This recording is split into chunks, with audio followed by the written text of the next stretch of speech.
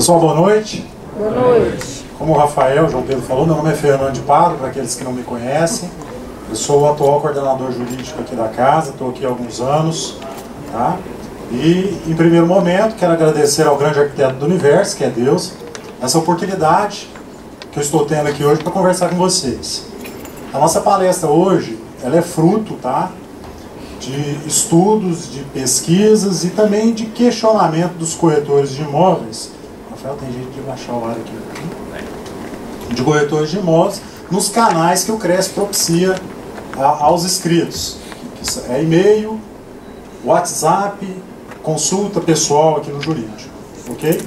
Nós não temos a pretensão hoje de finalizar o tema. Tá ótimo. De finalizar o tema. Hoje, o que nós vamos fazer? Quando a gente fala de contrato de locação, é muito amplo. Um pouco mais cedo, um colega me questionou aqui o que a gente ia falar hoje. Eu não vou falar para vocês do contrato de administração que vocês têm que ter corretor de imóveis para fazer uma locação. Eu não vou falar para os senhores hoje aqui de procedimentos judiciais que pode acontecer. Claro que pode ter alguma dúvida, a gente pode responder nesse sentido. Olha, como é que eu vou fazer para fazer uma ação revisional, uma ação de despejo com cobrança? Não vou falar isso para vocês. Doutor, me dá um modelo. Não dou. Tá? Não faço isso. A partir dessa nossa conversa, creio eu que vocês terão condição aí de elaborar um contrato de locação. Só para me posicionar, quem que já trabalha com locação aqui? Quase todo mundo, né? Então é o seguinte, o que nós vamos falar hoje, principalmente? Nós vamos falar de contrato de locação de imóveis urbanos. Nesse sentido. Olha, eu tenho uma chácara que está na zona rural. Não, não vai servir. Nesse sentido. E outras exceções que os senhores vão ter aqui. Nesse sentido. Ok? Nós temos que ter em mente que tudo que a gente vai fazer, principalmente um contrato, a gente tem que ter lei, usos e costumes. Eu não posso contratar uma coisa que é ilegal. E contrato de locação tem como fazer um contrato de locação que ele é ilegal? Tem. E os senhores fazem. Nesse sentido. A gente pode dar exemplo lá na frente. Usos e costumes. Por que a gente tem que ter noção disso aí? Aqui em Goiás, só para exemplificar, quem paga o IPTU? Locatário. Locatário? Locatário. Em regra. Mas isso é uma disposição legal? Não. A disposição legal fala que quem tem que pagar o IPTU é o dono. Imposto Predial Territorial Urbano ou Imposto Territorial Urbano. Todavia, existe uma observação na legislação que, se em caso de acordo, é transferido para o locatário. Aqui em Goiás, nós somos um dos estados que transfere para o locatário. Existem estados que quem paga isso é o proprietário. Não se concebe aí a situação do locatário pagar o imposto. Eu não sou dono nessa situação. Só que aqui nós transferimos isso. Dá problema? Não, não dá. Eu uso. Nesse sentido. Se vocês pegarem... É legal. Se vocês pegarem contratos de locação aí de empresas intermediadoras de locação, praticamente todos transferem essa obrigação para o locatário. Ok? Por isso que a gente tem que estar antenado. Antes da gente falar propriamente do contrato de locação, eu tenho o hábito, até a pedido do diretor-presidente, Oscar Hugo, de toda a sua diretoria, da gente falar um pouquinho para vocês da Lei 6.530/78, do decreto, e também um pouquinho sobre o sistema COFES-CRES. Para quem já é mais antigo na profissão, falar de sistema CRES, às vezes é uma situação assim, não, já estou cansado de falar isso, mas para quem está entrando na profissão, quando eu falo de COFES, CRES, às vezes dá um pouco de confusão. COFES, pessoal, é o Conselho Federal de Corretores de Imóveis, ele tem sede em Brasília, é uma autarquia federal de fiscalização profissional, tá certo? Foi criado pela Lei 6.530, pelo decreto 81.871. Ele é o órgão máximo de representação da categoria com relação ao exercício profissional. Ele é composto de conselheiros federais eleitos nos estados. Por exemplo, a principal atribuição do COFES é editar resoluções. resoluções que são de cumprimento obrigatório por todos aqueles que fazem parte da intermediação imobiliária. Corretores de imóveis, imobiliários e, por que não, pelos estagiários que estão aqui por um curto período de tempo, até conseguirem aí galgar aí a plenitude. Ok? E essas resoluções são de cumprimento obrigatório na locação? Sim, vocês vão ver que tem uma resolução que foi editada lá em 1992, que até hoje ela está, a aplicação dela está vigente, que vincula os senhores nesse sentido. Ok? Quando eu falo de nova regulamentação da profissão de corretor de imóveis, nova, mas já é de 78, por quê? Porque é a segunda. A primeira regulamentação da profissão de corretor de imóveis veio em 1962. Por isso que no ano de 2012 o sistema COFES-CRES comemorou 50 anos da profissão. Aí o pessoal chegou a nos ligar aqui e falou: vocês não estão sabendo fazer conta, porque 78 para 2012 não dá 50. Tá? Só que o marco não era 78, era 1962, com a Lei 4.116. Essa lei ela foi considerada inconstitucional pelo STF à época, por quê? Porque ela não tinha um requisito mínimo de escolaridade. Qualquer um que quisesse fazer parte da categoria de corretor de imóveis, que apresentasse aí um laudo de sanidade mental, declaração de 3 outros corretores já à época, pagasse a anuidade do CRES aqui e fazia inscrição, ia ser corretor. Nós ainda hoje temos corretores de imóveis com esse tipo de inscrição. Foi feito lá em 1965, 1966, existe ainda. Pouquíssimo, mas existem vivos ainda nesse sentido. Em 78, veio a Lei 6.530 e trouxe um requisito mínimo qual? Olha, para ser corretor de imóveis tem que ser possuidor do diploma de técnico em transações imobiliárias. A profissão de vocês, então, pessoal, é nível médio. Ah, eu tenho um nível superior, eu graduei nível superior, eu posso fazer inscrição? Pode, por força de uma resolução do COFES. A lei fala de TTI. Ok? Quem pode exercer a profissão? Quando a gente fala assim, olha, todo aquele que tem o diploma pode exercer, lê de engano. Para ser corretor de imóveis, tem que fazer o curso, tem que fazer a inscrição aqui no CRES.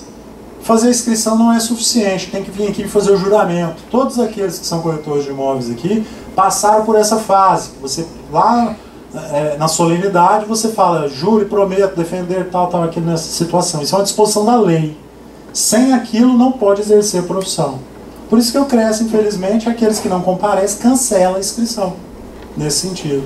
Autua por exercício legal. Não, mas eu já fiz o curso, eu já fui lá no CRES, mas você não foi lá prestar o juramento. É uma condição da legislação. Quando a gente fala de corretor de imóveis, você é corretor de imóveis no país inteiro. Só que você tem jurisdição. Quando você apresenta a sua carteira, ela é válida para identificação como corretor de imóveis, só que você tem uma limitação territorial. Se você é corretor de imóveis no estado de Goiás, você não pode atravessar a rua ali no entorno de Brasília e começar a trabalhar em Santa Maria. Nesse sentido. Aí você tem que tirar uma autorização para trabalhar lá no DF. E a gente tem muito problema. O DF vem para cá, os nossos corretores vão para lá.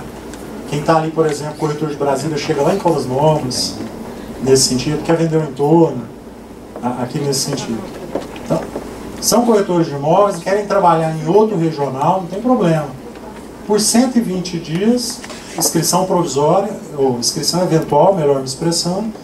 Ah não, gostei, eu quero trabalhar também no Mato Grosso, quero trabalhar em Brasília, quero trabalhar em Minas Gerais. Tira uma secundária. Você pode ter quantas secundárias você quiser, nesse sentido. Só que você vai pagar tantas anuidades que você tiver. Inscrições, ok? Quando eu coloco aqui atribuições, artigo 3º, isso não é à toa. Até hoje o pessoal nos liga aqui, chega assim para nós e fala assim, doutor, eu sou corretor de imóveis, eu posso, como uma imobiliária, fazer locação? Eu posso fazer avaliação como pessoa física? Vocês têm que ter em mente que a profissão é de corretor de imóveis. E por uma autorização legal, prevista na 6.530, as empresas imobiliárias que tenham no seu contrato objeto de intermediação, pode fazer inscrição aqui no CRES. Então, na realidade, não é o que as imobiliárias podem fazer que o corretor vai poder fazer é o seguinte: tudo que o corretor pode fazer, a imobiliária pode também, desde que escrito aqui no CRES. Por que a gente tira uma pessoa jurídica, pessoal? No passado, aí, 2 anos atrás, 3 anos atrás, teve uma grande movimentação no mercado, todo mundo tirando pessoa jurídica. Não é o CRES que exige isso. É porque é questão tributária. Quem tem PJ paga menos imposto. No final das contas, não, mas eu vou ter que pagar 2 CRES, eu vou ter que pagar 2 sindicatos, eu vou ter que pagar contribuição, eu vou ter que pagar isso. Mas quando você for fazer lá, o seu contador, que é o profissional, está habilitado para fazer isso, compensa, dependendo da sua atividade, você tem uma PJ, você vai pagar menos imposto de renda. Nesse sentido. Enquanto na pessoa física talvez você está pagando 27, na pessoa jurídica você está pagando menos da metade disso. Aí. Ok?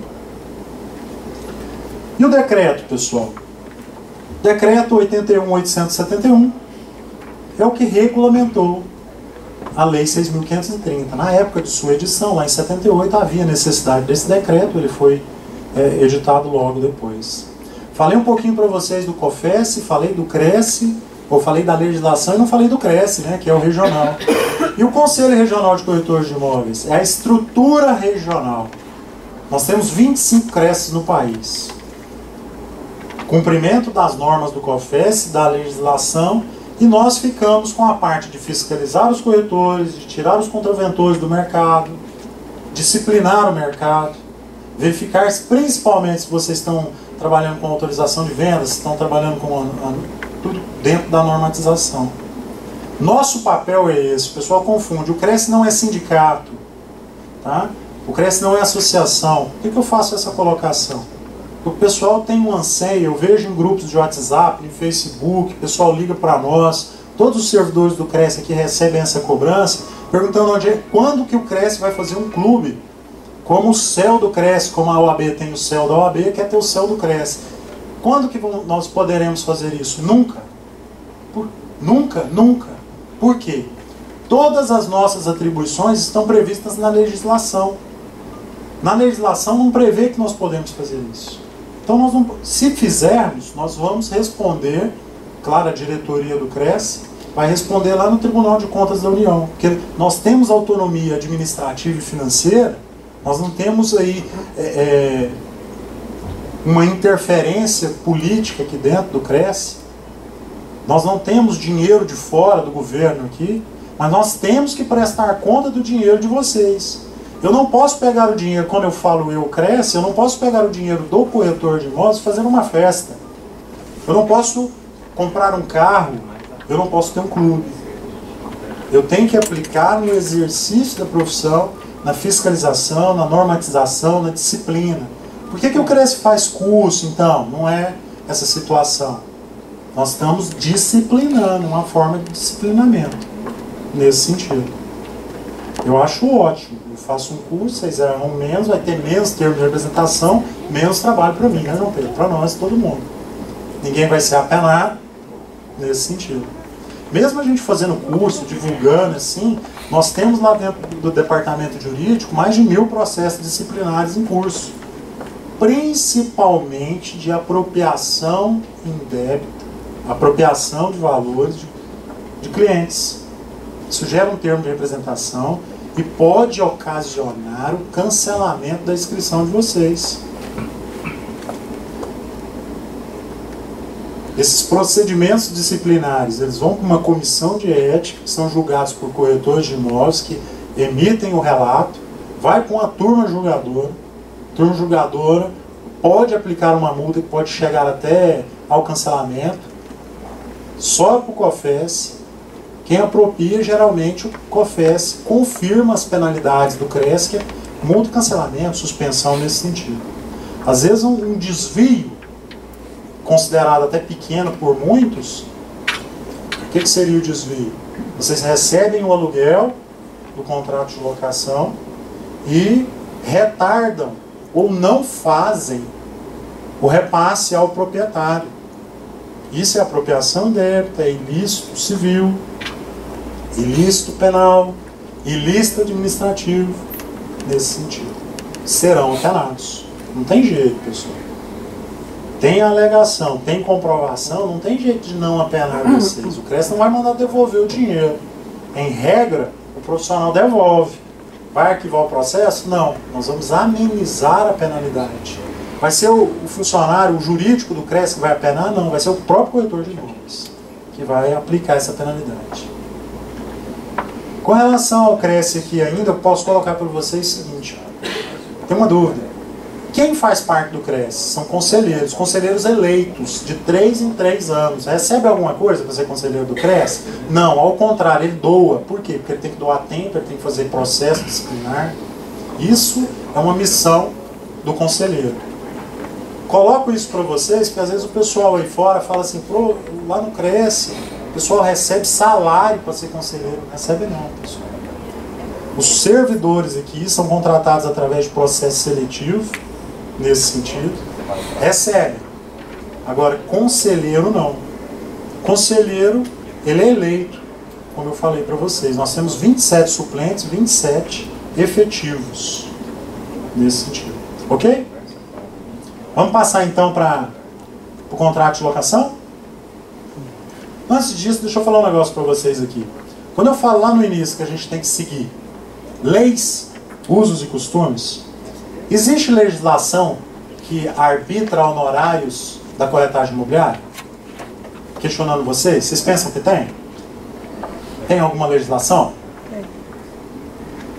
E não tem, João Pedro. Legislação não tem. Honorário de advogado tem. Na 8.245, que é a lei de locação. Nós temos aí no Código de Processo Civil, que fala qual é o valor dos honorários. Agora da corretagem não tem. Existe um movimento dentro do COFES no sentido de alterar a Lei 6.530 e colocar uma disposição dentro da 6.530 falando qual vai ser o valor dos honorários da corretagem imobiliária. Aí nós vamos sair do vazio, vamos colocar lá, quiçá 6, 7, 8%. Isso aí vai depender da força política que vai ter lá dentro. Aí vai ser lei. Quando vocês forem contratar, aí, lá no contrato de prestação de serviço, vocês não vão colocar 2, 3, aí vocês estão fazendo uma coisa contra a lei e contra vocês mesmos, né? Porque vai deixar de ganhar. E nesse sentido. E todo mundo vai trabalhar de uma forma homogênea. Todo mundo vai cobrar X%. Então, já existe uma frente parlamentar tentando alterar a Lei 6.530. E no Brasil, alterar a lei é muito difícil, pessoal. Demora, tem um custo alto para manter esse canal, né? A gente está tentando. Então, por que eu falo isso? Como não tem legislação, nós temos uma tabela. Essa tabela ela não é feita pelo CRES, ela foi feita pelo sindicato em parceria com o Secov. Foi homologada pelo CRES.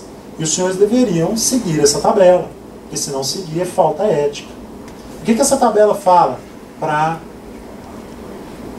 venda de imóveis aqui em Goiânia? 6%. E todo mundo ainda tem muita gente que fala de 5%. Mudou em 2008. Tem apenas 8 anos. Não, se eu for rodar aqui em Goiânia, eu sei de empresa que paga 2%. Mas por que existe isso? Porque vocês concordam de aceitar os dois. Né? Não, mas assim, o que eu falo? Quando tiver a disposição legal, para que você vai contratar com 2, sendo que você pode tratar, vamos pôr assim, com 6, que está na realidade? Você vai perder 4. Você vende um imóvel de R$1 milhão, você pode ganhar 60 mil reais, você vai fazer por 20? Nessa situação, você está deixando de ganhar. Só que aí todo mundo tem que trabalhar, porque senão não resolve. Mas a infração ética, se chegar aqui no CRES, o CRES toma conhecimento, abre processo disciplinar e pode ser que seja a pessoa penada. Com relação à locação, vocês sabiam que tem uma resolução do COFES que trata da intermediação da locação? É uma resolução 334/92. Anotem aí quem não souber disso. O que ela fala? Primeiro aluguel. Para que serve o primeiro aluguel? É o trabalho da intermediação que você tem na locação. Você tem que ir lá, você tem que fazer a vistoria, você tem que fazer o cadastro, você tem que analisar o cadastro do cliente. Nesse sentido. Então, que época é? 1992. No passado, eu tinha o hábito de visitar algumas empresas e eu vi algumas ainda possuem um cartaz antigo, lá de 1992, primeiro aluguel, nesse sentido. Ah, mas eu não consigo receber o primeiro aluguel, só recebo metade. Bem, isso é uma negociação sua, mas tem previsão para você cobrar. É lei? Não é lei, pessoal, é resolução. Aí vocês têm que trabalhar o cliente nesse sentido. Ok? Recebendo o primeiro aluguel, eu vou deixar de receber a administração mensal? Nada a ver. Tá? É um plus que vocês têm. Contrato de locação de imóvel urbano. Opa, vamos entrar então propriamente no assunto. Trouxe para vocês aqui uma definição de Maria Helena Diniz, uma doutrinadora de fácil compreensão do direito, onde ela fala assim: locação de imóvel urbano regida pela Lei 8.245. É o contrato pelo qual uma das partes, locador, mediante remuneração, paga a outra, locatárias, mediante remuneração, paga pela outra, se não ler com a vírgula não dá certo, né? Se compromete a fornecer durante certo lapso de tempo, determinado ou não, prazo pode ocorrer isso, o uso e gozo do imóvel destinado à habitação, a temporada ou atividade empresarial. Residencial, temporada, não residencial. Pessoal, existe locação gratuita? Aí é comodato. Não é contrato de locação. Contrato de locação é quando tem paga, quando tem pagamento. Como é que chama aquele dinheiro que recebe? Aluguel. Nesse sentido. Vocês podem verificar aqui que eu grifei, que nós vamos, destaquei aqui em amarelo, que a gente vai falar de locações de imóvel urbano. Nós não vamos falar de locação, vocês vão ver aqui na frente, como eu falei, de chácaras, de fazendas, de vagas de estacionamento, de espaços para publicidade, nesse sentido. Porque não é regido pela Lei 8.245, é regido, vocês vão ver aqui, pelo Código Civil. Então o que a gente vai tratar aqui praticamente? Imóveis residenciais e não residenciais. Dentro, vamos colocar aqui da cidade, dentro de Goiânia, dentro do município onde vocês fazem parte. Então a primeira coisa quando você vai fazer um contrato, você tem que saber o seguinte: esse imóvel está dentro da zona urbana ou está na zona rural? Vocês têm que saber disso. Zona rural não aplica a 8.245. Aí o grande mal de você puxar um contrato da internet é que você não verifica isso, e eu já vi corretor fazendo isso. Dentro da cidade, puxa um contrato que tem disposição do Código Civil.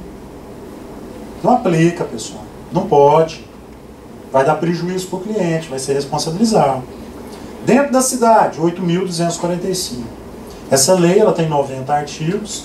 Quem não tem, baixe na internet. Quem puder, tiver interesse, compra um Vadmec que tem, dá uma estudada nela. É de fundamental importância.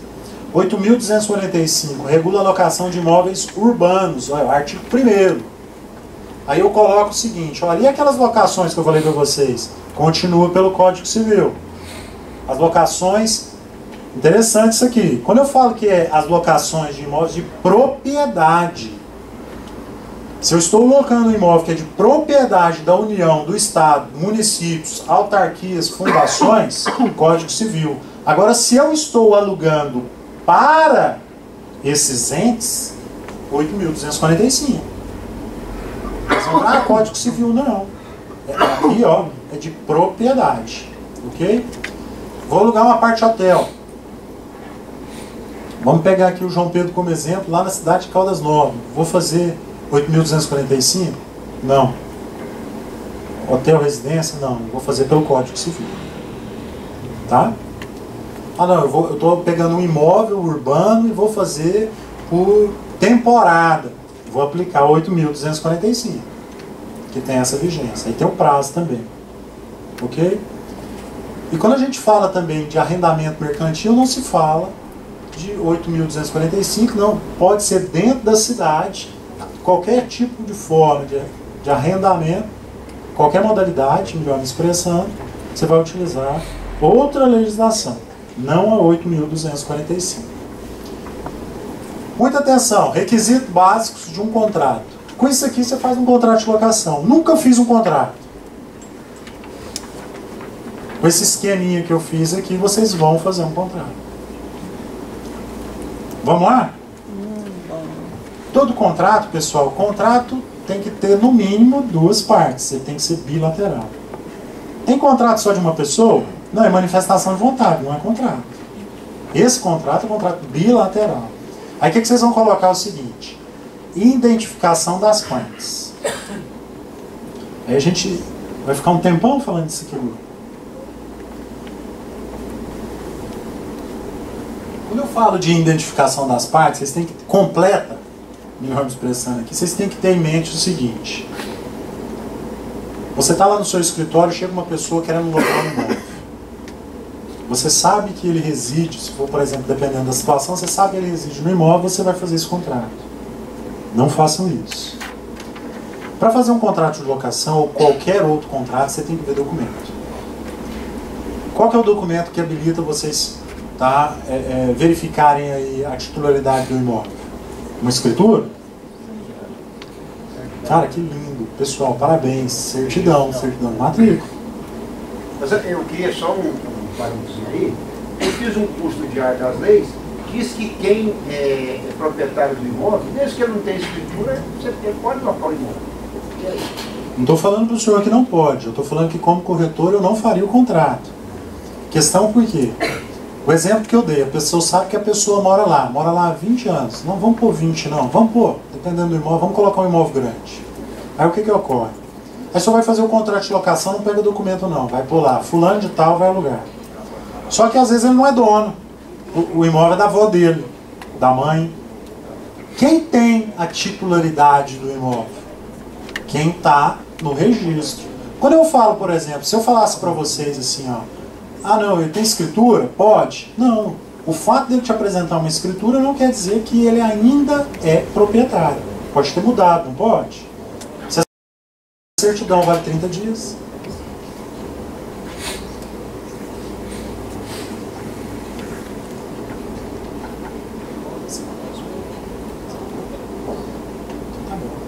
Pessoal, nosso organizador aqui está falando o seguinte, que o auditório lotou e a gente vai ter que transferir para o outro, porque tem muita gente em pé ali fora. Informações preciosas no sentido de identificar quem é o verdadeiro titular daquele imóvel que está sendo ofertado à locação. Nessa certidão também, os senhores poderão também verificar com relação à capacidade das partes. Quando a gente fala de capacidade no Brasil, só falando rapidinho para vocês aqui, em regra é o seguinte: vocês vão verificar a idade lá nessa situação, confrontando, claro, documentos. Maior de 18 anos, nesse sentido, então, em regra, ele é capaz de ofertar o imóvel. Quando você pega a certidão, ela vai ter uma informação também, o seguinte: às vezes a pessoa tem 18 anos, mas ela é interditada. Então ela não pode contratar, ela não vai poder locar. Aquele imóvel só vai poder ser locado, mesmo ele sendo de propriedade daquela pessoa que é interditada, se tiver um representante, curador. Se for menor, não vou alugar, vai. Mas aí é o seguinte: os pais vão assinar. Por quê? Menores de 18 anos, maiores de 16 anos, eles não são representados, eles são assistidos. Vocês têm que ter a habilidade de colocar ele para assinar e os pais ou responsáveis. Menor em público, menor de 16 anos, ele é representado. Aí o que vai ocorrer? Os responsáveis vão ter que olhar isso. Eu tenho 16 anos, mas eu sou emancipado. Se tiver o documento que comprova a emancipação, vocês vão fazer diretamente com ele. Isso tudo nós estamos ainda na certidão de titularidade e verificando esses detalhes, nesse sentido. Fora disso, vocês não vão contratar com interditário. Vocês não vão contratar com quem não é dono. Por quê? Não cabe aqui falar assim, ó, ele se apresentou como dono. Por quê? Se der algum problema, se tiver que entrar com ação de despejo, Quem é o titular?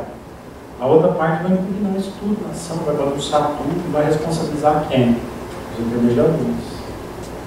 Intermediar imóvel é muito mais do que receber 10%.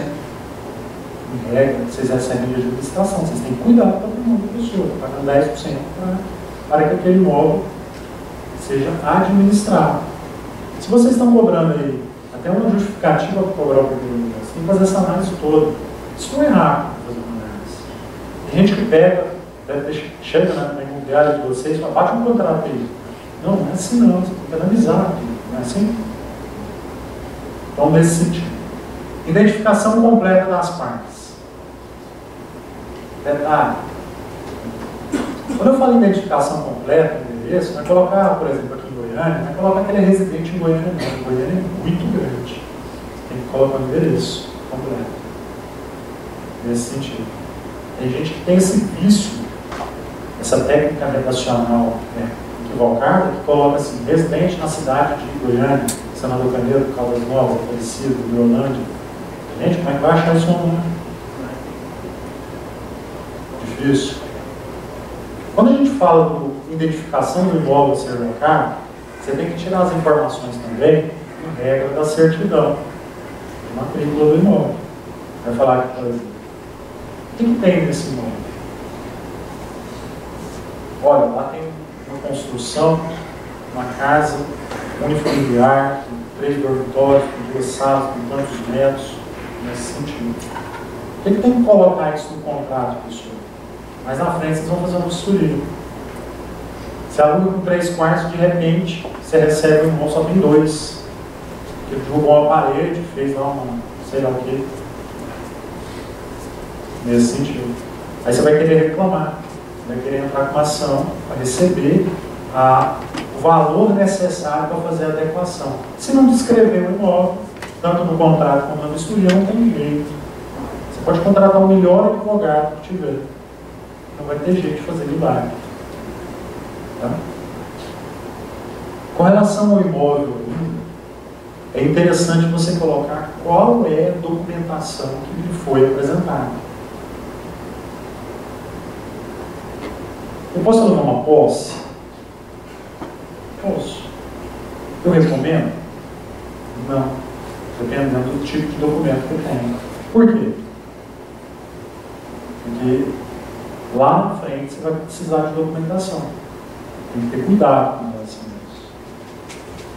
Nesse sentido. Em regra, verificar documento e trabalhar, intermediar só o que tem documento. Imagine uma situação. Ele tem uma posse. Deixa na sua empresa imobiliária, no seu escritório imobiliário para fazer locação. Pega um contrato para reconhecer firma da assinatura, né, assim que vocês fazem. E vocês não mandam um agente de vocês lá, vocês ficam com preguiça, tá? Entrega para ele. Aí ele adentra no imóvel, não, fica te enrolando aí nessa situação, e às vezes você tem muito trabalho, passa mais de ano, que ele fica lá, ele não paga aluguel, ou senão ele paga o aluguel, aí você não dá em cima. Já pensou se ele entrar depois um certo espaço de tempo com alguma ação reivindicando aquele imóvel? Você não vai ter documento nenhum, você não tem contrato de locação, às vezes ele fez um depósito na sua conta, você não emitiu o recibo, você fala, não vou dar recibo também não, porque não assinou o contrato, isso, aquilo.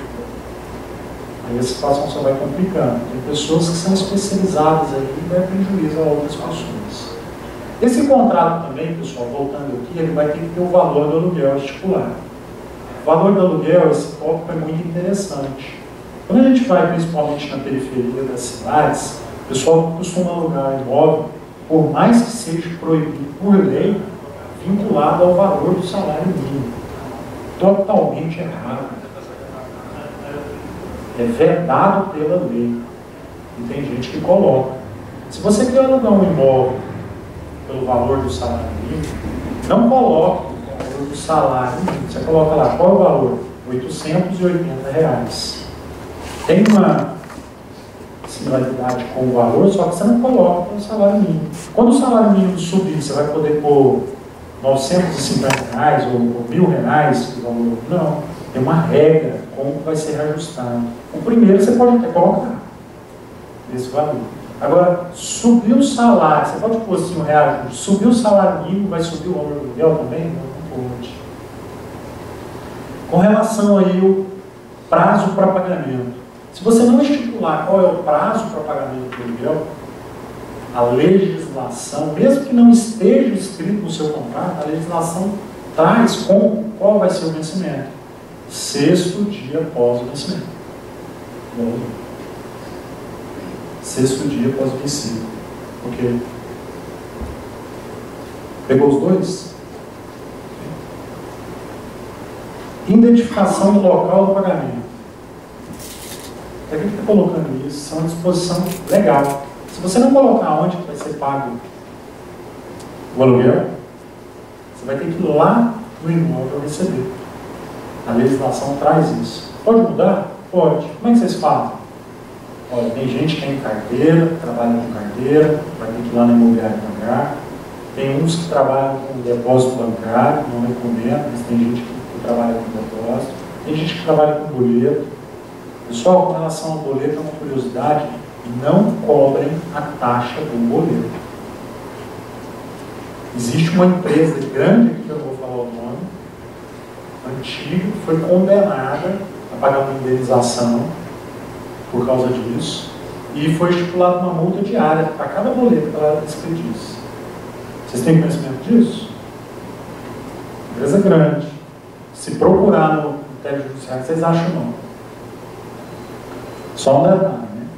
Quando a gente fala aqui, vocês têm que identificar qual que é o regime da locação, o que eu estou colocando aqui?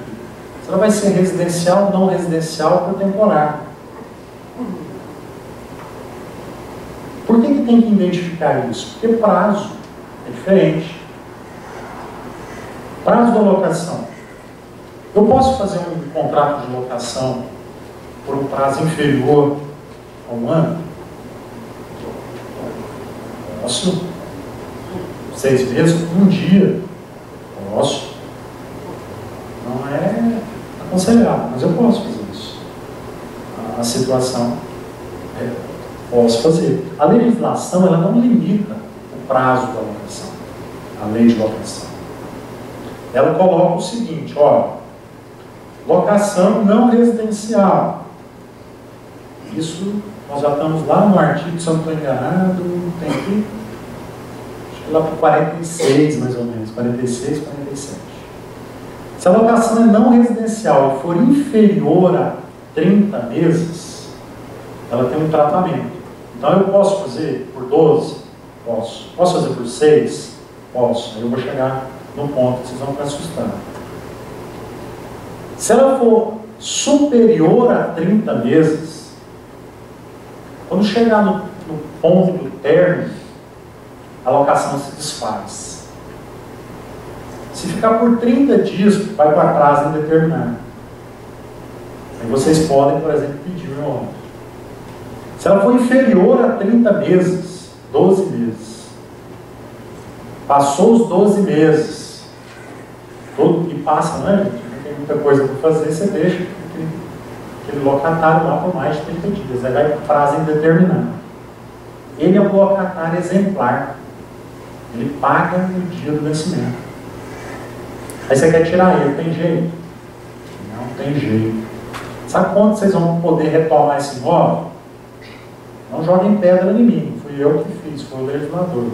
Depois de 5 anos. Nessa situação. É aí que assusta. Só que em regra, como é que a gente desfaz a locação? É difícil, né, de locar. Geralmente é por falta de pagamento. Aí não aplica essa situação. Eu não entendi. Não entendeu? Então vamos lá. A legislação fala que contrato com regime não residencial, ou residencial, aliás, prazo inferior a 30 meses. Ok? Se você, por exemplo, faz por um ano, que é o comum a gente fazer, passou esse prazo, passou 30 dias, você não entrou para a denúncia desse contrato. Você só vai poder retomar esse imóvel por mútuo acordo, por falta de pagamento de aluguel, por causa de obras. Se não tiver nada disso, Só quando passar 5 anos. E no caso desse prazo ficar como prazo indeterminado? Prazo indeterminado é o que eu estou falando. Prazo indeterminado, tudo bem. Eu sou locatário, eu quero desocupar o imóvel. Ótimo, vai com Deus. Você vai poder cobrar multa? Não. Agora, você, locador, quer um imóvel. Você pretende que esse imóvel seja desocupado. Por quê? Porque eu quero, sou o dono, é assim que o dono fala, o imóvel é meu, eu quero. Então, se for dessa forma, não recomendo intermediador fazer contrato menos de 30 meses. Quer ver uma outra situação? Você tem uma carteira. Você faz um contrato de 12 meses. A cada 12 meses você vai ter que fazer um novo contrato de locação. Garantia locatícia. Vai ter que mexer. Então faz de 3 anos logo, de 30 meses. De 36 meses. Façam de 36 meses. A garantia locatícia vai ser de 36 meses. Já dá trabalho fazer uma vez, já pensou fazer todo ano? Qual a diferença de 30 para 36? Nenhuma.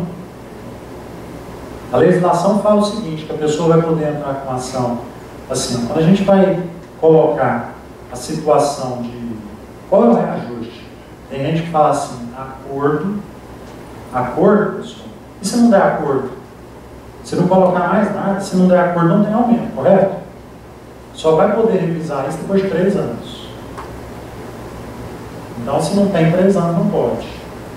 Então você já faça de 3 anos. Nesse sentido. Acordo ou aplicação de algum índice. O que a gente usa no mercado aqui? IGPM, FGV. Tem acordo. Olha, o imóvel está muito barato, vamos colocar. Não, você está louco, está caro demais. Não, então, não deu por acordo, a gente aplica o IGPM. Nesse sentido. Por isso que tem que ter cuidado na hora de fazer o contrato. Você tem uma matriz no seu computador, às vezes você vai deletando alguma coisa nesse sentido, deleta lá o IGPM, fica só acordo. Aí o locatário não concorda, não. Então não vai poder aumentar. É melhor fazer de 36. Quando você faz um contrato de 30 meses, e é não, a cada 12 meses você já reajuste. Se tiver, sim, periodicidade 12 meses.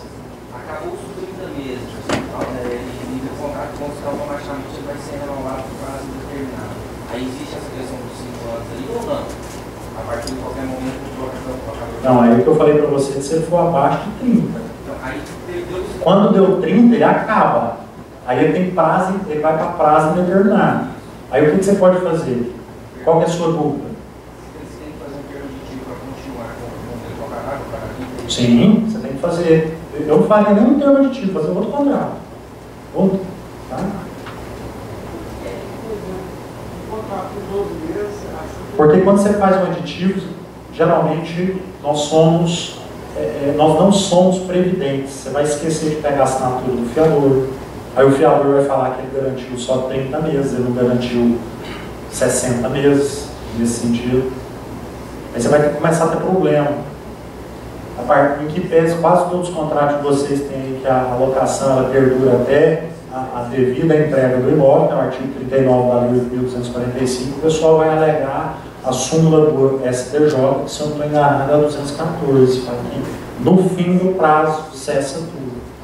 Só que isso já está sedimentado. Se você colocar lá que as garantias locatícias se estendem até a devida entrega e restituição do imóvel, que é o artigo 39, vai ser dessa forma, nesse sentido. Só que no fim do prazo eu entro com ação para me exonerar. Não adianta vocês colocar no contrato, tá, gente? Eu vejo isso muito imobiliário e fica rindo.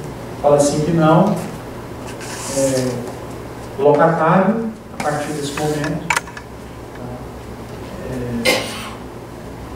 renuncia o direito de entrar com ação. Não, gente, o judiciário não vai reconhecer isso, não. Isso é a mesma coisa que não está escrito. Só que se eu pedir para você retirar, você não retira, eu assino. Se precisar, eu desconto depois, não vale. Por quê? Porque a legislação fala. A própria Lei 8.245, isso aí vocês não colocam no contrato de vocês, fala que há qualquer disposição que venha a renunciar a um direito que está na legislação, não vale. Já lá mesmo na legislação já está. Eu faço contrato de 12 meses. Aquela história de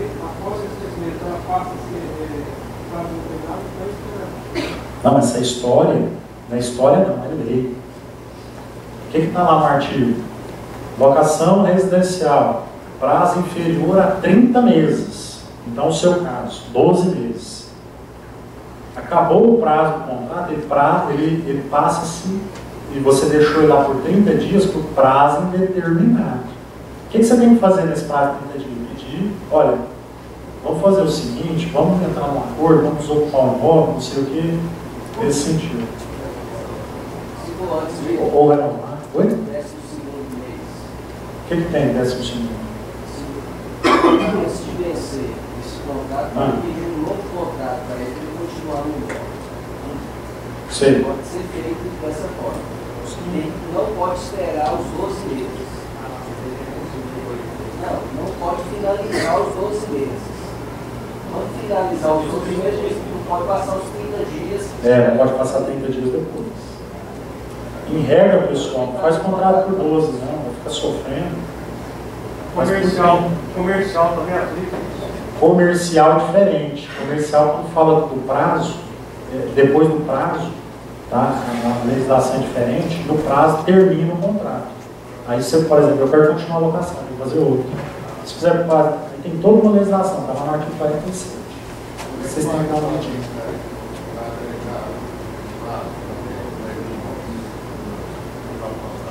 Eu não entendi a pergunta. O que ele faz para agregar o quê?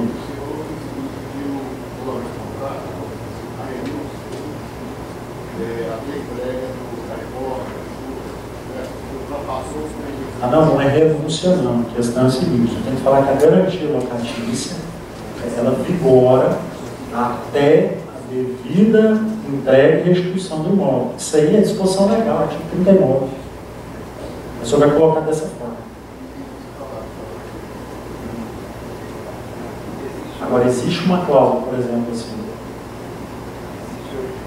só um minutinho, existe uma situação seguinte, que eu falei que nos contratos de locação existem algumas disposições onde é colocado que a parte está renunciando a alguns direitos de ação revisional, ação disso, ação daquilo, direito daquilo, aí não vale, tá? É ilegal. Depois, deixa eu falar.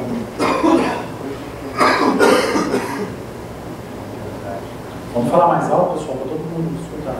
Uma procura que é o seguinte, 6 meses de valor, 6 meses de valor e posteriormente a correção de Sim. O contrato não é um acordo bilateral. Eu posso falar que nos 6 primeiros meses o aluguel, só para exemplificar, é R$1.000. Do 7º mês ao 12º mês é R$1.500. Nesse caso aí, pode ser feito. Posso já fazer um contrato com 1.500 e pagar 6 meses no preço com desconto, depois vai arrumar. Já vi uma decisão judicial, quando o senhor dá desconto no valor, o juiz entendeu que o valor não era 1.500, era 1.000. Nesse sentido. Por que tem isso? Porque tem os encargos que aplicam. Nos 6 meses, por exemplo. É o que eu estou falando para o senhor, isso aí gera interpretação, não é a minha, é do juiz. Aí que é a questão do juiz? O juiz ele tem o livre convencimento dele, né? Está ali. Às vezes eu faço uma petição, eu redigo uma petição, eu penso que está cristalino a situação, o juiz entende diferente. E nessa situação nós vamos ter que ficar discutindo. Pessoal, eu entendo que quando a gente está tratando de um assunto jurídico, às vezes surgem algumas dúvidas. Mas vamos fazer o seguinte, vamos procurar limitar as perguntas para que tenha o andamento, e aí ao final, quando a gente abrir o espaço para as perguntas, aí vocês esclarecem, porque senão às vezes o doutor Fernando fica muito tempo num assunto e não passa todos os assuntos para vocês. E o conhecimento que ele tem, no final, quando abrir para as perguntas, vocês podem explorar ao máximo. Bom, boa noite.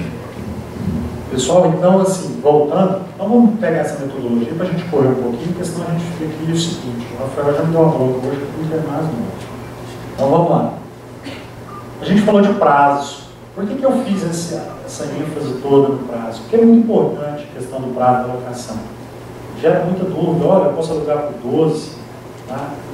E essa interação foi muito importante. Vocês podem fazer aluguel por 12 vezes, pode fazer por 6, pode fazer por 30, pode fazer por 36. Aí o que vocês vão ler? Vocês vão ler o artigo 46 e 47 da legislação, o artigo 245. É claro, para o entendimento. Fiz questão de colocar para vocês o seguinte, o risco que vocês estão correndo de fazer por 12 meses. Tá? Todo mundo entendeu qual é o risco? Okay. Pessoal, passando do prazo, nós temos obrigações do locador. Eu não vou falar para vocês quais são as obrigações. Todo mundo que está no mercado da intermediação vai verificar isso. Poderia ler, se for o caso. Primeiro, obrigação do locador. O imóvel tem que ter condição de ser ocupado. Você não pode alugar uma tranqueira, falar que tem perfeito estado. Você não pode dar uma maquiada no imóvel. Está tudo mofado, você pinta. Primeira chuva fica tudo verde, aí você fala, não, eu te aluguei na época da seca, agora choveu, molhou, a responsabilidade é sua. Não, pessoal, é filtração. Nesse sentido. É bom senso. Obrigações do locatário, está no artigo 23. Vamos ler para vocês rapidinho aqui. Artigo 22. O locador é obrigado a entregar ao locatário imóvel alugado em estado de servir ao uso que se destina. Foi o que eu falei. Garantir durante a locação o uso pacífico do imóvel locado. Manter durante a locação a forma e o destino do imóvel. Responder pelos vícios e defeitos anteriores à locação. Tem muito locador aí, por exemplo, que faz essa maquiagem no imóvel, dá problema, e que ele vai lá e fala, não, isso é conta sua. Isso é muito subjetivo, a gente tem que ver qual é o problema. Claro que se chega aquele locatário folgado, tá? Fala, minha torneira, depois de um ano, começou a pingar, o chuveiro queimou, e eu vejo muito isso, porque principalmente quem trabalha com kitnet, alguma coisa, esse pessoal que faz esse tipo de locação, a parte, ele acha que o locador ele tem que fazer tudo. Então você tem que deixar claro para eles. Ó, quais são as obrigações do locador? Quais são as obrigações do locatário? Isso você vai para o contrato. Isso está no artigo 22 e 23. Pessoal, fornecer recibo. Coisa tão simples. Se não fornecer, dá um problema grande. Problema grande que é crime. Vamos responder por isso. Aqui, ó, até a legislação fala que tem que pagar a taxa de administração. Geralmente isso aí já está no valor do aluguel, né? Aqui fala o seguinte, ó, pessoal, pagar os impostos, taxas e ainda o prêmio de seguro complementar contra fogo. Tem imobiliária que fala que o seguro incêndio é obrigação legal do locatário. Não é. É do locador. Ela é transferida por acordo, qual acordo? Um contrato ao locatário. Nesse sentido, já cansei de escutar isso. Pagar despesas extraordinárias, isso é do locador. Aí quando a gente vai lá para 23, aí tem um monte de coisa aqui. Do locatário. Qual que é a primeira obrigação do locatário, pessoal? Pagar aluguel pontualmente. A gente está aqui, obrigação do locatário. O pessoal confunde muito o seguinte. Locatário, ele chega em vocês e fala o seguinte, qual é o dia do pagamento? O pagamento é dia 10. Se você pagar dia 11, eu posso pagar? Pode, mas você vai pagar com encargo. Tem que estar disposto no contrato. O pessoal questiona com relação, vamos ver se eu falei aqui, vamos falar a respeito disso. Antes disso, identificação da modalidade de garantia. Tem gente que cria modalidade de garantia, a legislação está em 3. Quais são as modalidades de garantia? Fiança, caução, seguro. Aí tem gente para garantir o patrimônio do locador, pega os 3. E mais, não está satisfeito, não pega nota promissória. Não satisfeito, ainda recebe adiantado. O que isso vai dar? Talvez uma cadeia para vocês. Não dá não, gente, é contradição. Vai dar cadeia, não vai dar dor de cabeça. Tá? Para você e para o locador. Você só pode exigir uma garantia locatícia. Se não tiver garantia locatícia, eu posso receber esse adiantado? Pode, artigo 42. Eu não recomendo, mas existem algum tipo de locação de alguns imóveis que você recebe só antecipado. E a locação é possível? É possível. É legal? É legal, artigo 42. Só que você não pode pegar nota promissória, você não pode pegar calção. Calção, pessoal, 3 meses, não pode pegar calção de 6, não. Nesse sentido. Tá? Só fazer essas observações. Isso é bem claro na legislação. Aonde que está isso, pessoal? 37 da legislação. Identificação de demais circunstâncias que o contrato tem que ter. Já ouviu falar de direito de preferência? Direito de preferência é direito, não é faculdade. O que isso quer dizer? O imóvel está alugado. Nesse sentido. Você tem que dar preferência para o inquilino para comprar. O que dá problema? O imóvel vale R$1 milhão, você oferece por R$1 milhão. Aí o que ocorre? Na hora de fazer a escritura e o registro, você põe 500 mil. Ah não, mas tem que estar averbado o contrato. Interpretação judicial não precisa não. Aí o que ele faz? Ele pega o dinheiro, deposita, entra com a ação. E pega o imóvel para ele. Nesse sentido. Por que a gente não faz isso com a maioria das pessoas? Porque a maioria das pessoas às vezes não tem condição de pagar, ou não tem conhecimento. Nesse sentido. Aí tem prazo, tá, pessoal? Pode ser a via eterna também não. Passa 10 anos, fala, não, ele vendeu lá no registro era 500, então não vou depositar não. Tudo tem prazo. Existe prazo para isso. Disposições com relação à autorização para sublocação, cessão, abandono do imóvel. Autorização para sublocação. Tem gente que aluga um imóvel, empreendedor, quer ganhar dinheiro em cima de vocês. Aí você não é previdente, você não coloca que não pode. Aí ele faz uma sublocação. O valor da sublocação, dependendo da situação, é limitado pela lei, mas em outros casos não. Aí você descobre. Aí você fala assim, vou pedir o despejo. Se não tiver proibindo, pode. Você vai pedir o despejo por quê? Está pagando o aluguel corretamente. Não está proibindo o contrato. Você não vai poder fazer isso. Quando a gente fala de cessão, isso dá problema demais. Eu alugo para o fulano, ele vai e cede. Não, mas não pode sublocar. O contrato tem que não pode sublocar. Mas não fala nada da cessão. Cessão gratuita. Não, eu vou viajar, sei lá, para o exterior e vou levar isso aí para frente. Não pode. Tem que colocar essa situação no contrato. O que em regra os intermediadores imobiliários fazem? Proíbe tudo. Tá? Você não pode emprestar, você não pode ceder, você não pode sublocar, você não pode ceder nem um quarto, você não pode sublocar nem um quarto. Eu alugo uma casa muito grande e faço de lá um pensionato. Não pode não, dependendo da situação. Tá? Toma muito cuidado. Vocês têm que tomar muito cuidado quem trabalha no imóvel. Aconteceu isso comigo, o seguinte, eu aluguei uma kitnet com uma pessoa muito amável, você vê que era uma pessoa trabalhadora, eu falei, de onde você é? Agora eu já estou esperto. Sou do Nordeste, falou lá o nome do estado, vem, todo mundo vem aqui para Goiás, não sei porquê, parece que tem uma placa lá, vá para Goiânia. Aí tudo bem, correu tudo muito bem, no terceiro mês chegou os filhos, os parentes, aí não cabia, eu falei, moça, não cabe nessa situação. Aí, o que vai ocorrer? A kitnet seria você para desocupar, né? Onde iria morar 2 pessoas, tinham 10. Não dá. E vem tudo do interior para cá. Tomar muito cuidado com isso. Ó, você não pode ceder, você não pode sublocar. Quem que vai morar aqui? Não está aqui não, e vocês anotam. Não vai morar eu, minha esposa, meus filhos. Eu já fui encontrar um imobiliário muito bem redigido nesse sentido. Ela identifica quem que vai residir no imóvel. Nesse sentido. Por quê? Principalmente nesses casos, para não vir os parentes do interior. Para não fazer casa de apoio na sua casa. O pessoal do interior aluga uma casa aqui, todo mundo fica doente lá no interior. A casa de apoio na Goiânia é que você não pode, vai dar problema demais, desgasta o imóvel, desgasta com você, depreda nesse sentido. Uma situação que vocês têm que ter aqui em mente: vai alugar um imóvel, tá aqui, a gente está, estou lembrando, falando para vocês, vai alugar um imóvel para instituição educacional, para clínica ou para hospital. Cuidado, hein?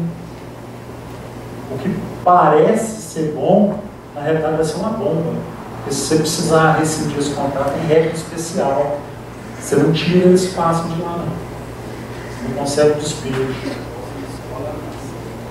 Instituição de ensino, escola, faculdade, cursinho, nesse sentido, tem toda uma regra especial para você conseguir o despejo desse pessoal.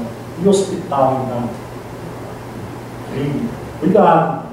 Às vezes é um negócio muito bom, você tem que parar, respirar, ler a legislação, consultar um profissional de direito, se for o caso, para ver se compensa. Às vezes o imóvel está parado lá algum tempo, o locador chega para você, aluga. Você tem que chamar, fazer uma reunião com eles e falar assim: olha, posso alugar, mas é assim, dispensa garantia locatícia, dispensa, vamos assinar aqui, então você está dispensando a garantia locatícia. Não precisa assinar, não precisa, porque senão quem vai pagar é vocês. A despesa. Disposição com relação ao abandono do imóvel. Você faz a locação do imóvel, dependendo de ser residencial ou não residencial, a pessoa faz o quê? Você entra com uma ação para cobrar esse aí com despejo e vai abandono do imóvel. Ou se não, você nem chegou a entrar, ele abandonou o imóvel. Como é que você vai entrar naquele imóvel? Ele tem a posse, você só pode entrar com ordem judicial. Então você tem que colocar algumas ferramentas dentro do contrato. Se o imóvel foi abandonado, você vai se emitir na posse, nesse sentido. Aí, pessoal, você entra.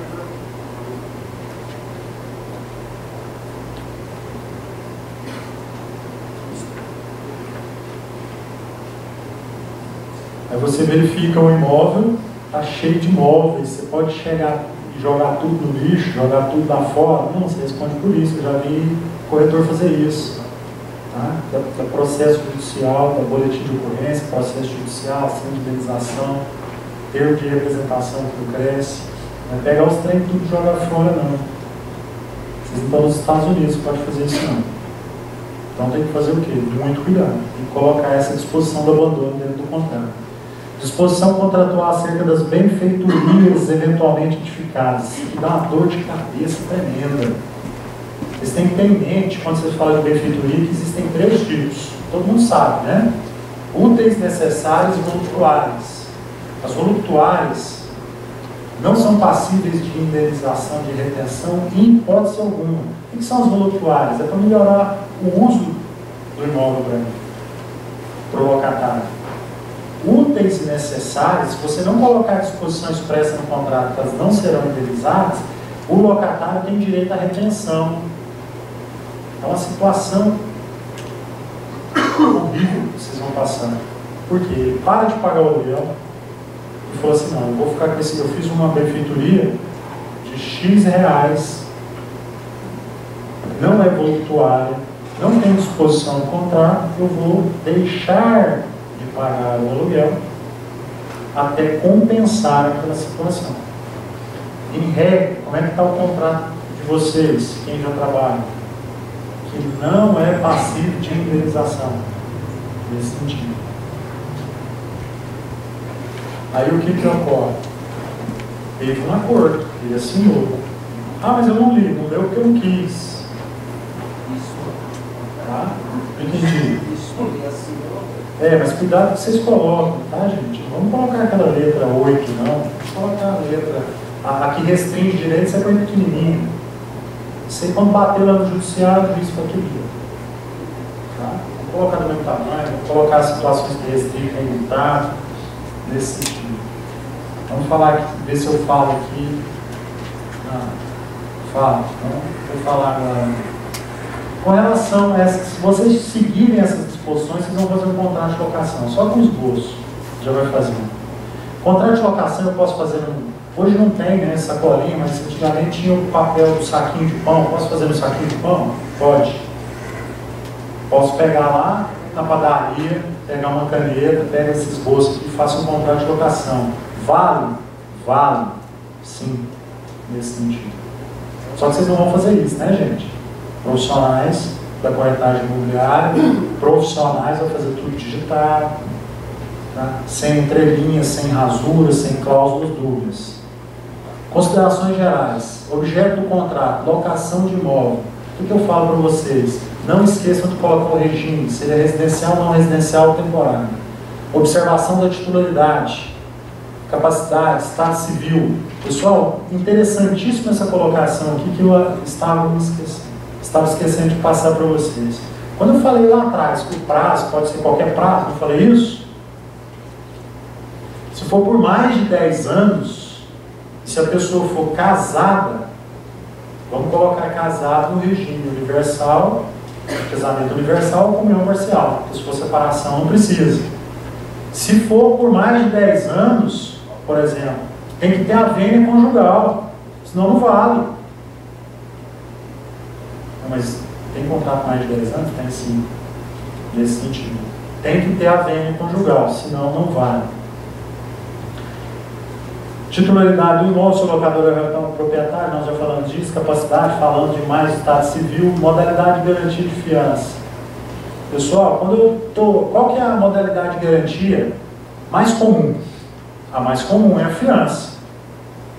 Fiança tem que ter a outorga uxória ou a outorga marital, do marido ou da mulher. Se não tiver, vai ter vício. Quando eu coloco aqui que se vocês estão, no caso de empresa, você tem que verificar o contrato, em regra, o contrato social tem uma proibição lá, fala assim, ó, a empresa não pode ser fiadora em contrato de locação. Aí você fica com preguiça de pedir um contrato social, uma certidão simplificada da empresa, e faz o contrato de locação e não tem fiança. Por quê? Porque lá proíbe. Você faz um contrato de locação e não pede para olhar a certidão simplificada, ele é sócio, mas ele não é sócio administrador, ele não pode assinar. Não vale, não tem valor, o contrato é nulo. Vocês vão ter problema. Ah, isso não acontece, não. Não acontece, hein? Acontece muito nesse sentido. Dentre as obrigações do locador e locatário, é necessária a concordância expressa para pagamento de IPTU de seguro incêndio. Nós falamos mais cedo com relação ao IPTU. Se não falar nada, quem paga é o proprietário. Então, se os senhores esquecerem de colocar essa disposição contratual, quem vai pagar é o locador, nesse sentido. Precisa ser o locatário pagar? Não. Tem muito proprietário do imóvel, por exemplo, o mercado não está tão fomentado quanto antes. Ele fala, não, se for por causa do IPTU, eu pago. Ele prefere pagar o IPTU. Às vezes você fala assim, não, se você não pagar o IPTU, se você não pagar o seguro incêndio, eu não te alugo. Faça a consulta ao locador. Concorda? Concordo. Pede ele para assinar. Nesse sentido. Vocês estão exonerando a responsabilidade civil de vocês. Forma e condição de pagamento deve ser em conformidade com a Lei 8.245. Nós já falamos a respeito disso. Restrição de cobrança de aluguéis antecipados se existente modalidade de garantia. Se porventura algum dos senhores, como eu disse, tem lá no contrato de vocês alguma modalidade de garantia, não cobrem mais o aluguel antecipado. Faça um aditivo contratual e resolva essa questão. Estipulação do contrato, qual será a modalidade de garantia? Pessoal, no contrato, o contrato de locação ele pode ser verbal? Pode. O contrato de locação pode ser verbal. Você vai alugar uma kitnet, você aluga. Verbal, tem gente que não faz. Na periferia, nesse sentido. Quantos proprietários aí que não alugam? Cadê o contrato? Não, ficou só na boca, no verbal, nesse sentido. Pode. Intermediador de imóveis, administrador, não vai fazer contrato verbal. Contrato verbal pode ter fiança? Pode. Só que a fiança não pode ser verbal, tem que ser escrita, porque ela é um contrato acessório. Nesse sentido. Aí você chega assim para a pessoa e fala assim, José, pode alugar para o Fernando que eu garanto. O colega fala, mesma coisa não existir, gente. Aí quando você chegar lá e fala, você não garantiu o Fernando? Eu? Falei não. Rapaz, você falou. Não, não falei. Então o contrato pode ser verbal. Pode ter fiança? Pode, mas aí ela tem que ser escrita, tá? Vamos no caso, eu, Fernando de Pádua, aí você qualifica, né? Garanto o aluguel, garanto isso. Por quê? Porque senão eu garanto o aluguel, você quer me cobrar a reforma. Garanto o aluguel e todas as obrigações locatícias. Eu não farei isso nunca, né? Mas pode fazer. Locação residencial, olha a polêmica que nós falamos. Quem perguntou aquela hora? Está aqui. Ficou o colega lá atrás. Diferença no contrato com prazo inferior ou superior, principalmente nas condições de desocupação. Item 5. Contrato com prazo indeterminado, na ocorrência das hipóteses do artigo 9, mútuo, quando eu falo mútuo, é acordo mútuo, infração contratual, falta de pagamento, um imóvel, se não ocorrer nada disso, tá, pessoal?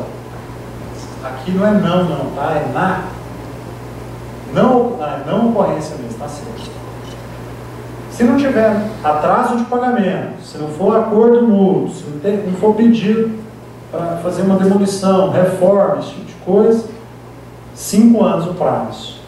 Então, a gente já falou naquele momento, não era, tinha no momento futuro, mas aqui a gente está reprisando.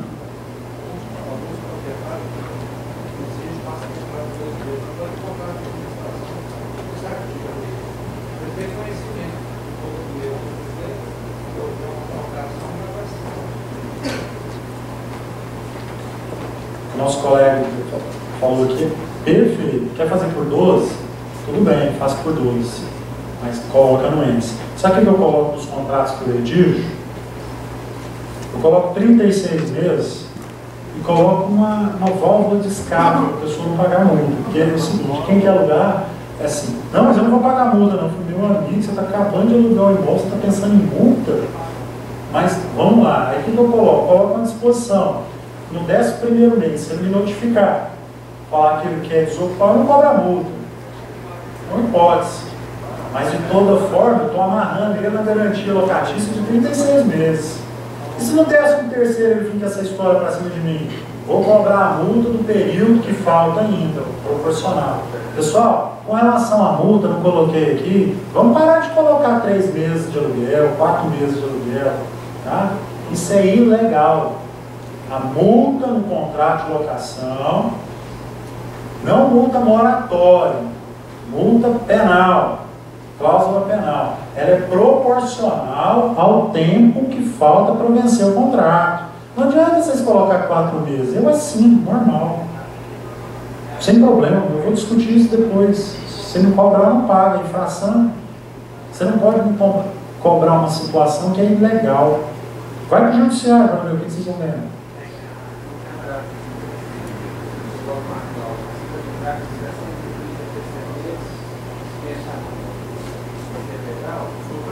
O senhor há pouco, pode sim.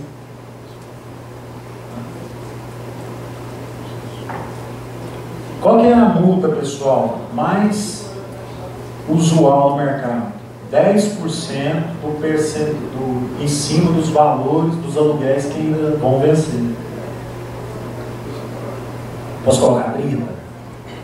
Pode. Posso colocar 50? Pode. Só que fica muito alto. Mas posso colocar? Pode. Posso colocar juros de 3% ao mês? Pode. Posso colocar multa de 2%? Porque eu quero seguir o Código de Defesa do Consumidor. Não recomendo não, mas se você quiser, pode. O locador concordar. Posso colocar 10%? Pode. Ofende o Código de Defesa do Consumidor? Não. Relação locatícia não é relação consumerista. Não se aplica, está pacificado. Posso colocar... Olha, o atraso no pagamento do aluguel implicará em multa de 10%. Mais juro de 1% ao mês. Mais correção monetária. Pode? Pode. É ilegal? Não é. Agora, pessoal, tem gente que coloca no boleto assim, ó, não pagamento do aluguel implica em multa de 10 e juro de Em vez de pôr 0,03, põe 0,33. Aí sabe quanto que isso dá no final do mês? 10%. O seu contrato está falando de 1. É porque você erra só um número aqui, matemática é matemática. Você pega 0,33 multiplica por 30 dá 10. Então você tem que ir 0,03 para dar 1%. Pô, eu estou sendo legal com ele. Em vez de eu cobrar, estou colocando pro rata. Cuidado, às vezes você quer ajudar e atrapalha. Penalidades por inadimplência, multas, são de livre pactuação, como eu te falei. Eu falei para os senhores. Com relação aqui, ó, pulei. Deve ser observados antes da condição do imóvel entregue. Dá muito problema na locação. Laudo de vistoria, todo mundo já ouviu falar disso? Laudo de vistoria, pessoal, tem que ser feito no início e no final. Tem que ter a anuência dos fiadores. O fiador, quando ele vai ser fiador, ele tem que ter ciência como o imóvel está. Por quê? Porque ele não garante só aluguel, ele garante também o estado do imóvel futuro. Então o que ocorre? Você tem que colocar o fiador para assinar. E no final? Da mesma forma. E se não colocar? Ele não vai pagar. Como é que você sabe? Experiência do judiciário. O juiz não vai determinar o pagamento se não tem disposição nesse sentido. Se não tem laudo de vistoria final. Hoje, com as facilidades que nós temos de informática hoje, eu recomendo que vocês tirem até foto do imóvel. Ah, isso não existia. Existia. Não, mas eu não li. Está aqui a foto. É o CD que eu te entreguei. Tem umas empresas que ainda imprimem para justificar. É toda boa para justificar aí. Falou, tudo bem, você vai lá na empresa do fulano, a vistoria dele tem uma lauda. A minha não. A minha tem tantas laudas. É por... Como? Vamos falar assim do imóvel. Eu ainda tenho luz. Eu tenho fotos. Eu dou um CD para o senhor. Para não imprimir, né? Para te pegar. Nesse sentido. Faz a confrontação. Como eu falei, a penalidade é de livre. Cláusula rescisória é proporcional. Isso aqui é uma disposição. A Lei 8.245, ela foi alterada em 2012, trouxe essa disposição. Cláusula de eleição do foro, que dá um probleminha, vamos conversar. No estado de Goiás é classificado aqui juiz arbitral, no país inteiro, mas aqui funciona. Né? Tanto que a gente... Para alocação é uma beleza. O que eu estou falando? Nós podemos resolver isso na justiça estatal, onde quem vai julgar são juízes, ou na justiça arbitral, que quem julga é árbitro, nomeado pelas partes, cuja sentença tem valor de uma sentença proferida pelo juiz estatal. Nós temos aqui várias cortes que mexem com imóveis. Aqui nós temos a segunda e a oitava. O Cresce entidade mantenedora da oitava. E o que vocês vão fazer? É só pular juiz arbitral oitava corte? Não. Você tem que estudar, colocar essa cláusula, que ela vai restringir de forma destacada, negritada, ou pessoa para assinar embaixo. Por quê, pessoal? Uma vez que foi para o juiz arbitral, não volta para a justiça estatal. Aí quem não tem o domínio dessa matéria, coloca a cláusula compromissória e entra no judiciário. Aí lá na defesa alega essa situação, o processo volta para o procedimento arbitral. Nesse sentido. Aí todo mundo que está defendendo o juiz arbitral quer tirar do juiz arbitral. Por quê? Porque lá é mais rápido. O processo de conhecimento lá é muito rápido. Ah, mas eu tenho que depois pagar uma execução, tem que fazer um processo de execução. Tem, mas você vai ganhar no conhecimento. Dois tipos de processo, conhecimento e execução. Conhecimento no judiciário demora. Ah, mas tudo bem, você vai colocar por uma balança qual é o foro. Mas atenção, uma vez eleito o foro arbitral, não volta para o estatal. Nesse sentido. Ok? Pessoal, chegamos ao fim da nossa palestra. Vocês têm alguma dúvida? A gente... Vixe, né? Fiquei até com medo. Vamos lá. Vamos lá. registrado lá no cartão, apenas o lote, não está a construção. Na realidade, seria uma averbação. Tá? Eu tenho um registro do imóvel, tá? E a construção são averbações. Aí o que você tem que fazer nesse sentido? Pode dar problema? Pode. Mas em regra, você coloca essa disposição do contrato de locação, você vai locar normalmente. Tá? Eu recomendo que você tenha que falar isso com o proprietário. Tá? Se der algum problema, pode. Aí você pede para o proprietário averbar. Se não tiver, qual o problema que você vai ter? Se não tiver averbado para imóvel comercial, que é o não residencial, você não consegue o número oficial, o alvará de funcionamento. Como é que você vai alugar um imóvel desse? Não aluga não. Problema?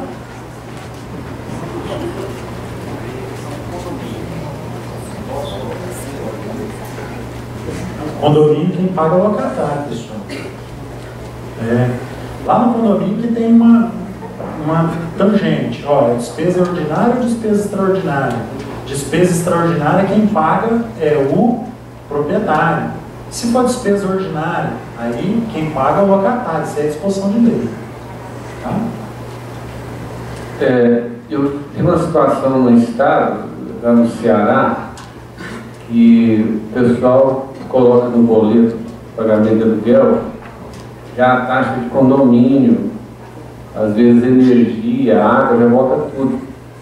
O cliente pagar um determinado dia. Isso é legal? A questão é o seguinte, são regras diferentes.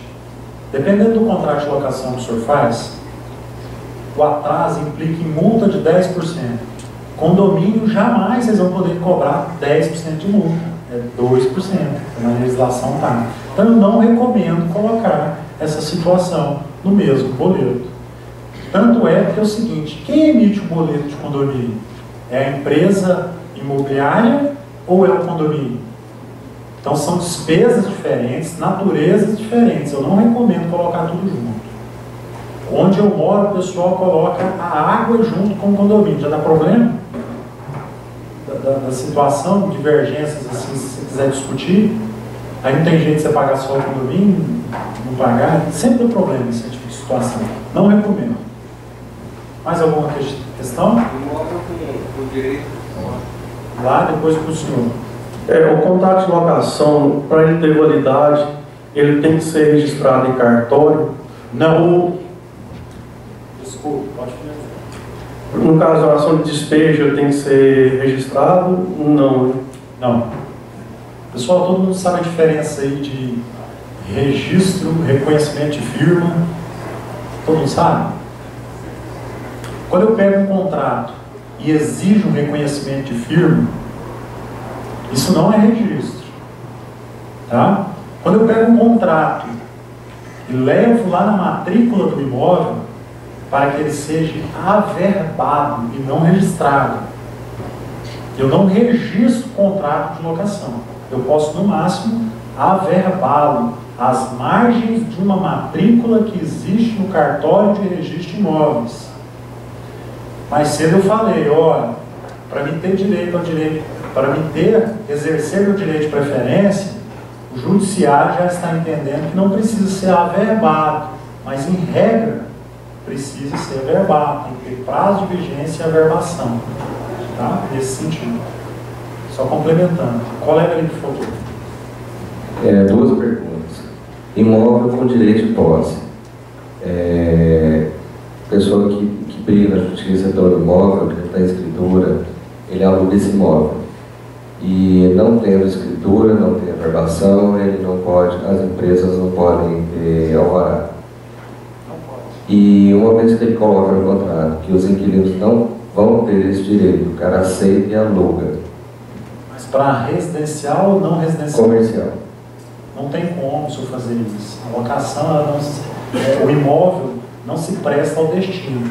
Por que nós estamos falando? Quando você está alugando um imóvel lá na periferia, por exemplo, eu tenho casos, eu tenho clientes que, por exemplo, ele faz um galpão lá na periferia e vai alugar. Pode ser que não dá problema. Mas aí, aquela pessoa quer sair da clandestinidade, quer vir para a formalidade. Aí ele precisa registrar a empresa dele que está lá. Vamos pôr que ele tem uma marcenaria.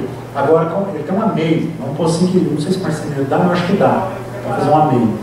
Aí quando ele chega, ele precisa de um número oficial. Não tem jeito. Então o que vocês vão fazer? É o seguinte: eu posso alugar esse tipo de imóvel? Pode, mas tem que ter cuidado. Olha, é residencial ou não residencial? O pessoal aqui fala comercial, né? Aí comercial, opa, não pode. Por quê? Porque senão ele vai entrar com uma ação de indenização contra o locador e contra você, porque é o seguinte, ele falou, olha, desde o início que eu compareci aqui na sua empresa imobiliária, eu lhe apresentei uma proposta de locação para não residencial, para montar minha empresa. Não tem jeito de montar minha empresa lá, vai ter problema. Aí ou resolve ou não. A questão de reforma do imóvel, por exemplo, telhado, pintura, se isso não tiver um anexo, uma vistoria anexo, a pessoa não se obriga a ter que fazer reforma. Questão quando o senhor falou de pintura, tem que estar no contrato. Como é que eu vou exigir uma pintura se lá no início não tem esse registro? Agora, telhado é diferente. Telhado é estrutural. Agora foi o seguinte, foi alguém que jogou algum objeto lá no telhado e quebrou? Foi você que subiu no telhado e quebrou as telhas? Não. O madeiramento, não pode, tá? Não pode. O madeiramento apodreceu. Quem que vai ter que arrumar isso? O proprietário. Mas a questão é a seguinte, só no contrato garante o locador ou tem que ter a vistoria, uma reforma? Tem que, você fala assim, se só existir no contrato, ele você coloca disposições lá no contrato? Ele está entrando com o imóvel em perfeito estado, vai ter que entregar em perfeito estado. Tá, mas aí não basta esse é muito subjetivo, perfeito estado. Tá? Eu recomendo que o senhor faça um laudo de vistoria. Existem algumas disposições que estão na legislação. Quais são as obrigações do locador? Não é entregar o imóvel em perfeitas condições de uso a que se destina? Tudo bem, aí você fala assim, o imóvel está em perfeitas condições de se destina. Eu, locatário, eu tenho uma obrigação de contestar o senhor. No sentido de, o imóvel não está em condições. Essa vistoria tem que ser reconhecida firma ou basta estar assinado? O grande problema da vistoria, para a gente reconhecer firma de qualquer contato a situação, é ver quem está assinando. Porque às vezes a pessoa faz uma rubrica que você não consegue identificar quem assinou. Ele pega o contrato, pega as assinaturas e devolve. Só para exemplificar, lá no meu escritório, eu tenho um caso de uma cobertura ali no setor Bueno, onde o fiador mora no estado do Tocantins. Aí o que ocorreu? No desenrolar lá do despejo, o filho da locatária chega para mim e fala, não, doutor, esse contrato não vale não, porque a imobiliária me entregou esse contrato, ele morava no Tocantins e a gente gostaria de locar o imóvel mais rápido, isso é o vô dele, eu que assinei. Falei, que ótimo, né? Que ótimo. Problema criminal do seu lado, nesse sentido. Por quê? Porque não tem firma reconhecida. Então eu não sei se pelo menos foi aquela pessoa, pelo menos parece assinatura. Ele pode ser um falsificador, tá? Mas pelo menos parece. Eu posso enganar o cartório? Posso, mas parece. Só o grafotécnico falar que não. Mais uma pergunta? Você falou no começo que a taxa de emissão de boleto é proibido. Mesmo se isso constar no contrato e o locatário assinar que está de acordo? Não pode. No começo não, lá no meio. Não pode não, gente. Se vocês fizerem uma pesquisa na internet, vocês vão ver que uma grande empresa de Goiânia foi condenada. Tá? Isso tem um ano e meio, mais ou menos. Sabe o que você vai fazer?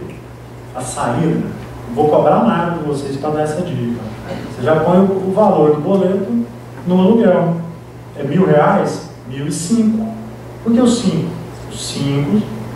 Lá na contabilidade, você sabe que 5 vai ser o boleto. Mas em momento nenhum está assim, taxa de expediente, taxa de boleto, taxa de serviço, taxa não sei o que. Está lá, valor do aluguel, 1.000 mais 5. Pronto? Valeu, né? A noite, né? Consumo, né? Vamos lá. Fernando, em relação ao direito de preferência, Ele é 30 dias para a pessoa se manifestar se tem interesse ou não. Disposição da lei. Seguindo aquele raciocínio que você falou do imóvel vale 1 milhão e ser registrado lá por 500, qual que é o prazo que eu tenho para desmanchar esse negócio? Vamos olhar na legislação, porque eu não lembro de cabeça não. Você está com a legislação aí? Lá fala. Direito de preferência. Procedimentos, ações de despejo, locação residencial, unidade.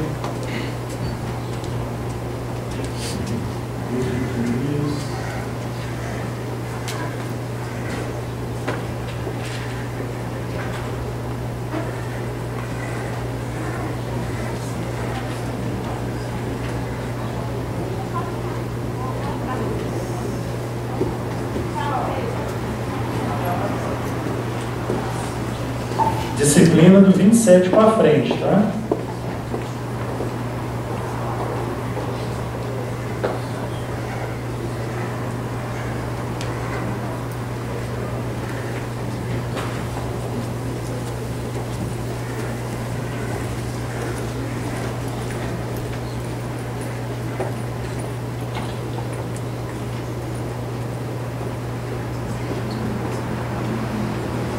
Meses. Artigo 33 da Lei 8.245.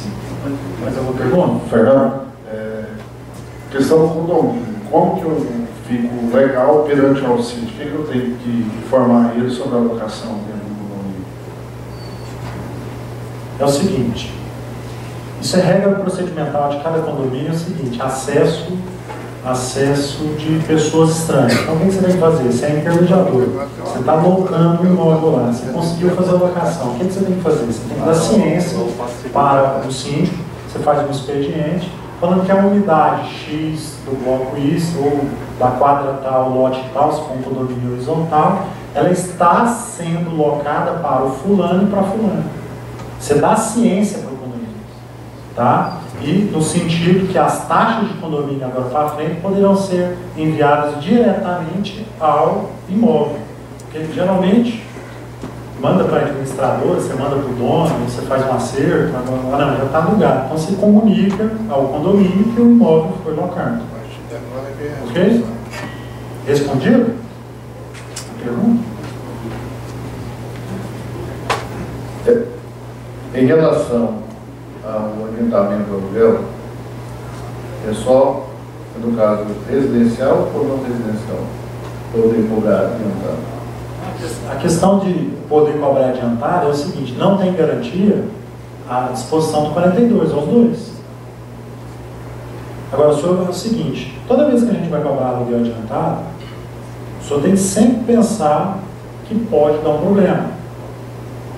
Mas é mais no caso do não residencial. Eu não faria uma locação não residencial adiantada. Por quê? Vai ter uma empresa, dependendo da empresa, tem a atividade dela lá, tem prazos. Eu não faria. Agora, pode? Pode. Eu não recomendo fazer qualquer tipo de locação adiantada. Salvo, tem locações que só servem se for adiantada. Exemplo, kitnet. Por exemplo, perto da faculdade, eu tenho lá 50 kitnets. Nesse sentido. Posso fazer com garantia e confiança? Pode, mas às vezes você tem que flexibilizar aquela situação, então você cobra adiantado, valor de 200, 300, 500 reais, um quarto, nesse sentido. Eu recomendo sempre que tenha garantia. Fernando, você está alugando um imóvel residencial para uma firma, certo? Correto. O procurador dessa firma, ela pode assinar para alocar esse imóvel? Quando o senhor fala de procurador, eu tenho que ter uma procuração. A procuração ela tem que ter sido outorgada por pessoa que tenha poderes para aquilo. No caso de empresa, você tem que pegar lá, tem que vir a procuração, a certidão simplificada, se aquela pessoa, ela pode ser sócia, mas pode ser que ela não tenha poder de administração. Então, e tem que ter poder específico na procuração. Bom, são 2 sócios e tem um procurador para a terceira pessoa. Mas vamos lá, eu tenho 2 sócios. Quem é o administrador? Um ou outro, ou os dois. Se for os dois... Mas os dois estão assinando a procuração deles. Os dois estão assinando. Não, tudo bem, então não vai ter problema. 2 sócios. Quando você fala que são 2 sócios, você viu a certidão? Sim. Então tudo bem, pode. Tem poder específico para assinar um contrato de locação na procuração? Não, não tem desabonando nada. Não, não é desabonando, tem que estar escrito. Para a locação, tem que estar escrito específico na locação. Tem que ser assim, ó, podendo assinar contrato de locação. Ah, então está dando plenos poderes para ele negociar qualquer coisa. Se tiver dando poderes para alocar, sim. Caso contrário, não. Então tem que ser específico para a locação. Isso. Não, específico para alocação não. Tem que ter poder para assinar contrato. Reajuste. Eu recomendaria uma procuração pública, mas não precisa. Eu posso fazer por instrumento particular. Reajuste do valor do aluguel após 12 meses. No decorrer da palestra, vocês falando que não pode reajustar com salário mínimo, né? Então, mas eu falar que fazer uma cláusula específica, colocar com o índice de reajuste será proporcional ao índice do reajuste do salário mínimo, posso usar? Você só está floreando a situação. Não, não pode. Então tem que corrigir o IGPM mesmo? Você escolhe um índice lá. Pode pôr em dólar? No passado, há uns 5 anos atrás, todo mundo gostava de pôr em dólar. Não pode. Vedado moeda estrangeira, vinculação ao salário mínimo. Aí não, tipo, ó, não é salário não, mas é proporcional a algo que vai ser o salário mínimo. Está vinculando do mesmo jeito, não pode. Fernando, 2 perguntas. A primeira, eu posso pegar cheque pré-datado dos aluguéis? Tem garantia locatícia? Não sei. Se não tem garantia locatícia, você pode pegar. Cuidado, cheque. Tá. Cheque é ordem de pagamento à vista. Aí você vai pegar 12 cheques. Aí o que ocorre? Do 6º para frente está tudo prescrito, se o senhor preencher. Ah não, eu não vou preencher, eu vou pôr data futura. Aí a pessoa mostra e não recebe. Aí a questão que eu vou fazer assim, vou pôr sem data. Se for no banco, volta. Cuidado. Tá. A outra, não seria melhor nas vistorias que fosse feito pelo profissional, digamos, um engenheiro, acompanhando, porque para detectar determinados bichos? Totalmente desnecessária essa situação. Porque você vai contratar um engenheiro para fazer uma vistoria de locação, aí às vezes a estrutura do prédio que tem lá, o prédio não é novo, tem 5 anos, 10 anos. O engenheiro é capacitado para isso. Ele vai falar, toda a estrutura, quanto que não vai ficar isso? Vai ficar caríssimo. O que o senhor tem que fazer? Os vícios que o senhor tem que apontar lá são vícios aparentes, vícios ocultos aí, vícios de construção, alguma coisa. Aí na perícia que vai ver onde que é o vício. Eu já tive um caso de uma locação, que foi feita uma locação para uma igreja evangélica. A igreja evangélica tinha o hábito de jogar sal, fazer lá uma sessão que jogava sal. Ao longo dos anos, ruiu, enferrujou a estrutura do prédio. Aí o que ocorre? Foi uma discussão jurídica tremenda. Aí o seguinte, falando, não foi sal, não, eles jogavam um balde de sal. Ficou constatado na perícia do engenheiro, falando que o sal infiltrou e produziu dano. A igreja, em defesa, falava não, porque o prédio é velho nessa situação. Mas aí essa situação não queria pagar a reforma. Como foi difícil esse processo? No final, a igreja tem que pagar. Fernando, senhor, alterações estruturais do prédio, ela tem que constar no contrato para ser indenizada? Não, primeiro, para fazer alteração estrutural tem que ter autorização do proprietário. Sim, o proprietário autoriza, mas o proprietário autorizou. contrato. Aí é o seguinte, se ele autorizou essa situação, vai ser indenizado? Aí depende. Em regra, não vai ser indenizado. Os contratos que colocam que não indeniza nada. O senhor quer mudar? Quer. Eu quero derrubar essa parede porque, por exemplo, eu tenho um imóvel, vou transformar ele em um imóvel comercial, vou ter que fazer alguma adaptação para servir para mim, para que eu possa exercer a minha atividade. Aí no final, o que o senhor vai ter que fazer? Eu posso colocar no contrato, você pode fazer tudo, no final você tem que refazer a minha casa. Aí o senhor tem que refazer a casa. Tem que constar uma obra. Tudo. Se não fizer embargo, né, doutor? Para mim ficou em dúvida a questão dos 30 meses, né? Vamos considerar que eu faça com 12 e eu faça o aditivo, a renovação, antes dos 12. Eu estou respaldado ou eu deveria citar os 30 meses? Ou a questão é somente se, vamos dizer, caducar até o 13º mês sem... Mas você vai fazer uma renovação para quantos meses? Eu fiz com 12, com mais 12. Sim. Não citei que seriam 30 meses. Certo. Né? Fiz com 12 e... Gente, isso aí pode fazer. Só vai dar problema se você, por exemplo, quiser retomar o imóvel, a pessoa for adimplente, não tem acordo, aí você tem que esperar os 5 anos. Agora, você fez por 12 mais 12, no 18º mês, né, você chega para ele, fala para você, olha, eu quero desocupar o imóvel. Ou senão você, olha, eu quero o imóvel, ele concorda muito no acordo. Agora, isso é se ele não concordar em desocupar. Agora, se ele concordar, perfeito, pode fazer. Tá, só mais uma questão da antecipação, né? Tem um fiador... Antecipação de quê? Aluguel antecipado. Né? Vamos considerar que eu peguei 3 meses de aluguel ou 2 meses de aluguel de calção.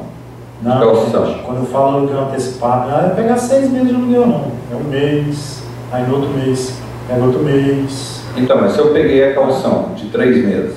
Não pode pegar aluguel adiantado. Calção é modalidade de garantia. Isso, exato. Não pode. Aí eu peguei um mês, peguei os 3 meses de calção e peguei o primeiro antecipado. Não pode.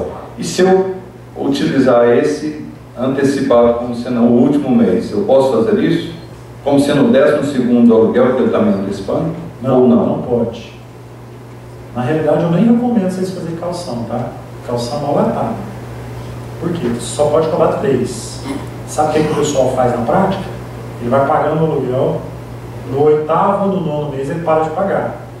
Aí ele para de pagar, você liga para ele e fala, mas você tem 3 meses aí garantido? Eu falei, não, amigão, mas 3 meses é para garantir se você não pintar o imóvel, se você quebrar o imóvel, se você destruir, se você pôr fogo. Não acontece, não acontece, tipo, cliente já, o cara pôs fogo no apartamento dele. Tá? A senhorinha tinha lá, gostava de pôr vela, cai, pega fogo. Pega fogo. Aí para garantir o quê? Ele já usou o imóvel, o dinheiro no aluguel, não é para garantir essa situação. Tá? Não faça isso não, você vai tomar prejuízo. Doutor, a questão do condomínio. É uma dúvida aqui a respeito de obrigação do locatário. Até que limite vai isso daí, porque tem a questão do rateio e tem a questão do fundo de reserva.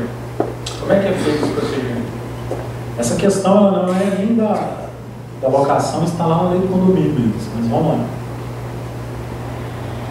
Vou fazer rateio. Você vai fazer rateio para quê? O condomínio vai fazer rateio para reformar a portaria. Quem vai pagar? Locador. Vai fazer rateio para arrumar um problema do motor do elevador. Vamos pôr o condomínio vertical. Aí a questão, quem vai pagar? Inquilino. Olha, fundo de reserva. Quem paga o fundo de reserva? Regra. Locador. Mas eu peguei o dinheiro do fundo de reserva para pagar as despesas ordinárias do condomínio. Água, luz, direito trabalhista, imposto, não sei o quê. Quem vai pagar isso? Locador? Não. Locatário. E aí você vai ter que analisar essa situação. Cada casa vai ter que analisar. Respondido? Últimas perguntas, pessoal. Uma dúvida aqui, Fernando. Pode falar. No início, você falou sobre a identificação das partes. As partes, locatário e locador e o fiador. Não. Quando eu falo em identificação da parte, a pessoa vai fazer o seguinte. Nós estamos fazendo um contrato primeiro, não é? Locador e locatário. Quando eu falo de fiança, falei agora há pouco que a fiança é um contrato acessório. Falei até com relação àquela hipótese de fazer verbal. É contrato acessório. Se é um contrato acessório, você vai identificar as partes do contrato acessório, fiança. Quem? O fiador. Aí você tem que pôr o marido, a esposa, todo mundo. De todo mundo. Como é que você vai executar o fiador se não tiver endereço dele? Do locatário. A pessoa está morando de aluguel. O que você tem que fazer? Coloca a última referência dele. Residente em Imperatriz do Maranhão. Tudo bem, pelo menos você sabe que veio de Imperatriz. Você vai procurar, de onde que você é, tal, não sei o que, você tem que pôr não, vou pôr aqui residente em Goiânia, você não vai achar nunca. Ele não é daqui, ele é do Maranhão. Tá? Mas pode ser natural e não demorar. É seu último. Isso. Desce que ele forneça o direito de lá, que ele não vai da mãe. Quando isso eu não fecho o contrato. É o que eu estou falando, você tem que colocar o último contato dele. Não, peço o direito para o cliente dele, certo.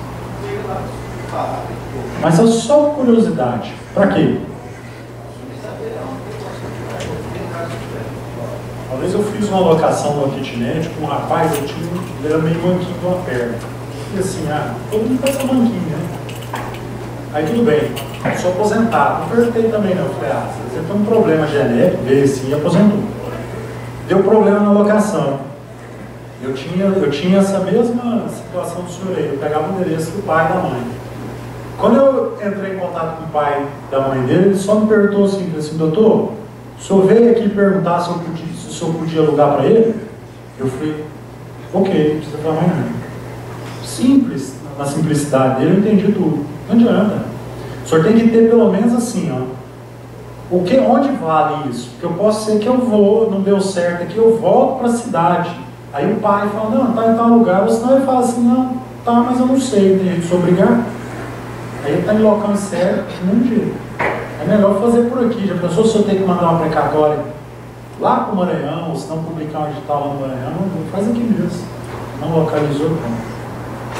Fernando, com quanto tempo de atraso de aluguel eu posso e devo requerer despejo?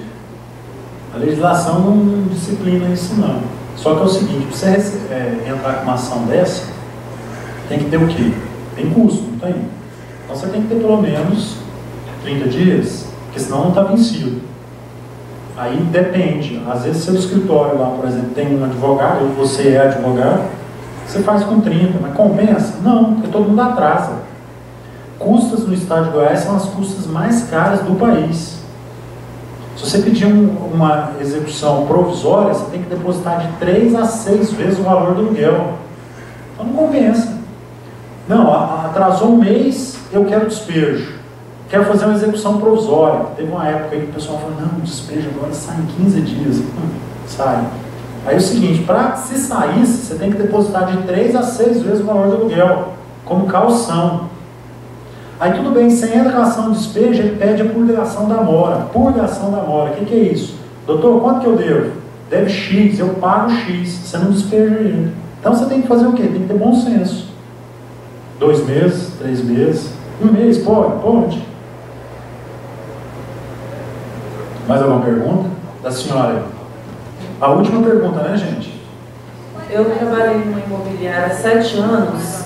E a mais da E lá o pessoal tinha uma prática de exigir como obrigação, antes de entregar a chave para o cliente, que ele passasse a titularidade de água e energia para o nome dele. Isso é legal? Aqui no estado de Goiás eu consigo passar a titularidade da energia. Isso. Se dá um problema da água, não consegue. A água a gente consegue colocar como usuário. Está conseguindo?